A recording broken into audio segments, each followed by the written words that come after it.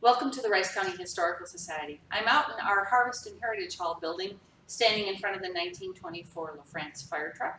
And it's this truck that's connected to this week in history. It was in August in 24 that the St. Mary's Hall burned to the ground, struck by lightning. St. Mary's was started as a boarding school in Bishop Whipple's home in 1866.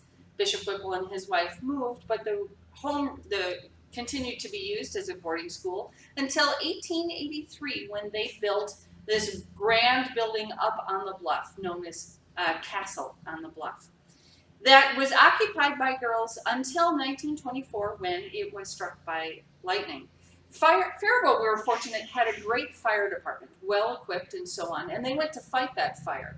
But they were approached during the fire by the school superintendent that one of the girls were missing. And Hollywood drama style, just at that moment they looked up at the spire and they could see a girl waving her hands, that she was way up in the peak of one of the spires in the St. Mary's Hall.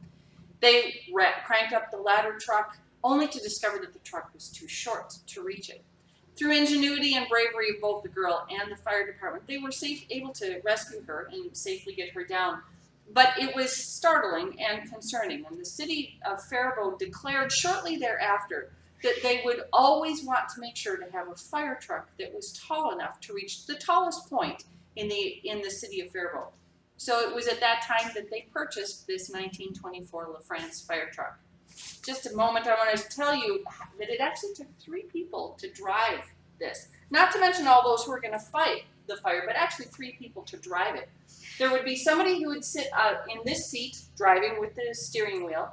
Somebody right next to them, the circle on the far side over there has a hand crank, and that would be cranking the siren going. Imagine having to hand crank the siren the whole way.